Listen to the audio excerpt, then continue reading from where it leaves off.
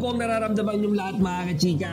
I know that marami sa ating mga Kim Pao fans ang nalulungkot recently dahil talagang napakatumal ng mga updates sa ating mga iniidolo na sina Kim Chiu at Paolo Abilino. As we are all aware mga kachika, after nung Holy Week, diba, nag-celebrate si Kimi nung kanyang birthday sa Balisin Island. The last time na nakita natin silang magkasama ay nung nag-jogging pa sila last Sunday. Diba? You could still recall, yun ngayon sinasabi natin na birthday date nila mga kachika. Buti na lang mga kachika, ngayong araw ng Sabado ay merong ulit pa ayuda sa atin sina Kimi at Paolo. So mga kachika, early this morning spotted na kaagad sila na nagja-jogging ulit. So finally mga kachika, nagpakita na ulit silang dalawa sa social media.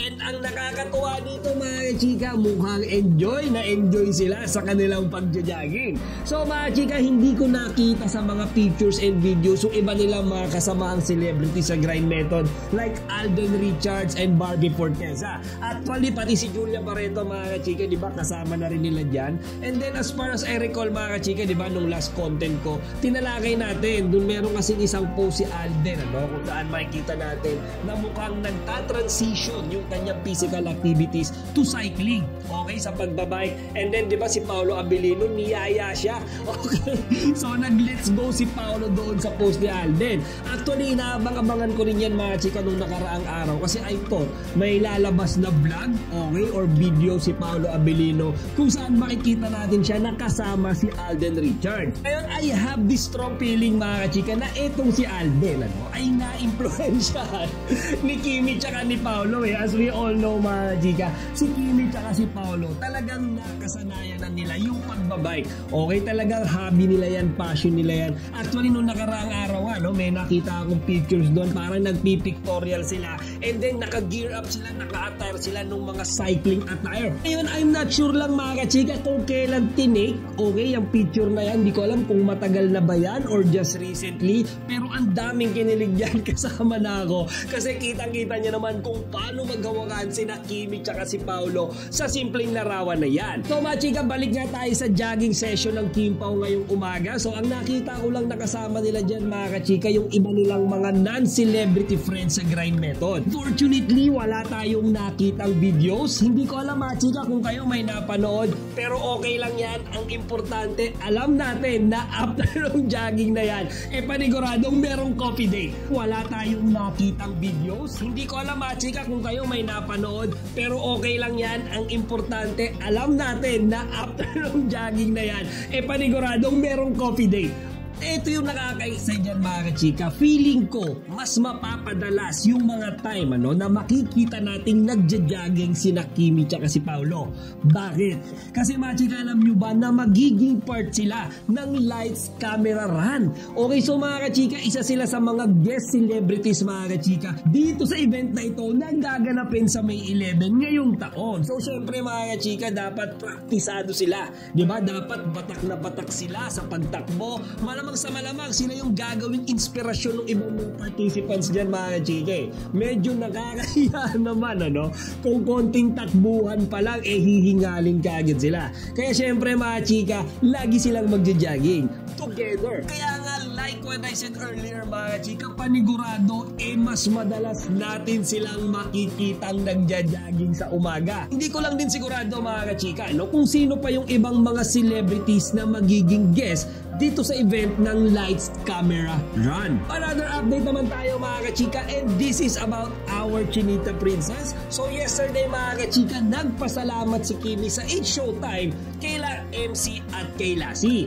Bakit mga kachika? Dahil yung Dex Battalion mga kachika ay nagpa-black screening ng My Love Will Make You Disappear. So mga kachika, sa mga hindi pa nakakaalam, kahit 5th week na, ang dami pa rin nanonood dito sa first ever movie ng Kim Pao. So mga chika, sobrang na-appreciate ni Kimi. Siyempre makakasama ang host niya sa It's Showtime. At talagang sinuportahan ng mga ito yung movie nila ni Paolo. Actually mga chika, chika, ngayong araw nga, no, ay patuloy pa rin si Kimi sa pagpopromote ng kanilang movie ni Paolo. I think mga kachika, today or tomorrow yata ay maipapalabas na ito sa Taiwan. So hindi pa siya na ipapalabas completely at this moment sa buong mundo. Okay, may iba pang mga lugar mga kachika na hindi pa rin napapanood ang My Love Will Make You Disappear. So mga kachika, mukhang tuloy-tuloy talaga ang pag-ramp up ng kanilang movie. At syempre, tuloy-tuloy pa rin ang pagtaas ng kita nito. And pahabol update lang tayo sa ating Chinita Princess mga kachika, kasi recently sunod-sunod yung mga pictures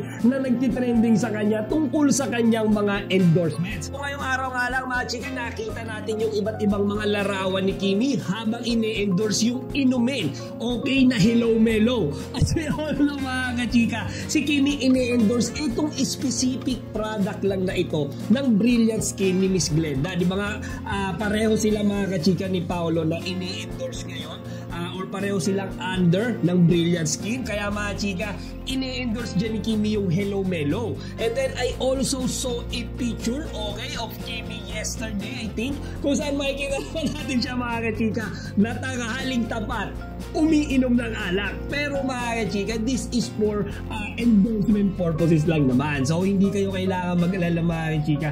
Ine-endorse niya lang naman dito mga kachika yung Tanduay. Okay, actually yung may caption nga ron, drink moderately. Overall mga kachika, no, makikita natin na talagang sunod-sunod yung mga blessings ni Kimi. Actually yung mga pictures na yan ay iilan lamang, okay, sa mga ini-endorse niyang product. Diba nung nakaraang araw, nagtatalo silang dalawa ni Vice Ganda sa pagpopromote ng mga ini-endorse silang pagkain. So syempre mga chika, biruan lang naman, diba, sa 8 Showtime. Diba si Meme Vice, ini-endorse niya yung McDo. Okay, and then si Kimi naman tsaka si Darren, ini-endorse nila pareho yung Chowking.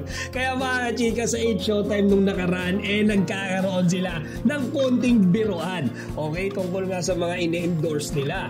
And then mga chika, lastly, I also saw the recent post of Kimi about the Hyundai event na inatinan nila nung nakaraan. Okay, kasama niya dyan ulit si Paolo Abilino. Okay, actually this is the second time that they've been together sa Hyundai. So mga chika, makikita nga natin dyan yung isa, okay, for me, sa pinakamagandang naging costume or attire ng Kimbao. Actually mga chika, yung clan label nilang dalawa sa suot nila, Rockstar. Okay, tawag nila dyan Rockstar. But personally for me mga chika, and I think you will all agree, na para silang mga action star. Kaya nga di ba mga chika, yung content ko dyan nung nakaraan, binanggit ko na yung mga attire nila dyan, pwede na silang magkaroon ng movie, okay, or pwede yung genre ng next movie nila ay action star. Kasi kitang-kita nyo naman mga kachika yung mga attire nila dyan. Lalong-lalo na kapag kasi Paolo Abilino nagsuot ng shades, it's over. Diba? Yung tipong parang pwedeng bumida sa batang gapo mga kachika. And then same goes to Kimi mga kachika, na bagay din sa kanya yung attire niya na pang-action star. So mga chika, nakakatuwa yung video na yan. Actually, this is the first time na mapanood natin yung official, okay, na video from Hyundai. Kasi yung mga napanood natin dati, mga stolen shot lang yun stolen video. So nakakatuwa mga chika.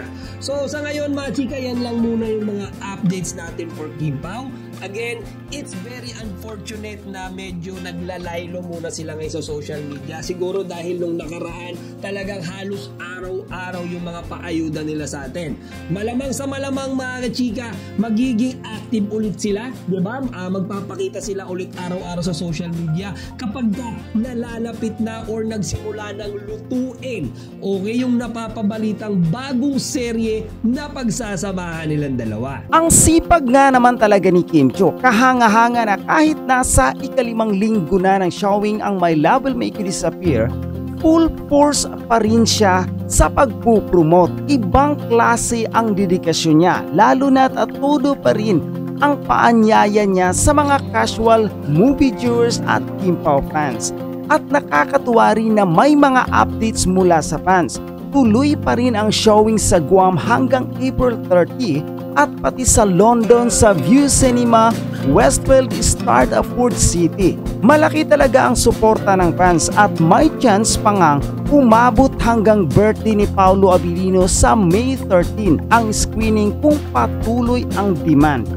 Ang balitang ito ay nagpapakita ng tunay na dedikasyon ni Kim Chiu hindi lang bilang artista kundi bilang isang aktibong promotor ng kanyang proyekto.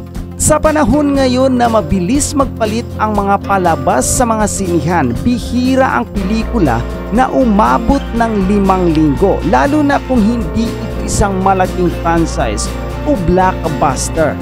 Ang kasigasiga ni Kim sa pag-repost, pag-invite at pag-thank you ay nagpapakita rin ng gratitude at respeto niya sa mga manunood na mahalaga talaga sa pagbibigay ng magandang public image at relasyon sa fans. Yung mga comment ng mga fans mula Guam at London ay icing on the cake. Nagpapakita na may global reach ang suporta sa kanila. Overall, isa itong success story ng determinasyon, fan engagement at effective na word of mouth promotion. Maaring idagdag sa balitang ito ang mas malalim na epekto ng loyalty ng Kim Pao fans sa tagumpay ng pelikula. Hindi lang sila basta nanunood, sila rin mismo ang nagpo-promote sa social media, gumagawa ng content at nagbibigay ng updates kung saan pa ipapalabas ang pelikula. Ibig sabihin, naging katuwang talaga sila sa pagtataguyod ng movie, kaya't parang naging collaborative success ito sa pagitan ng mga artista at kanilang fans.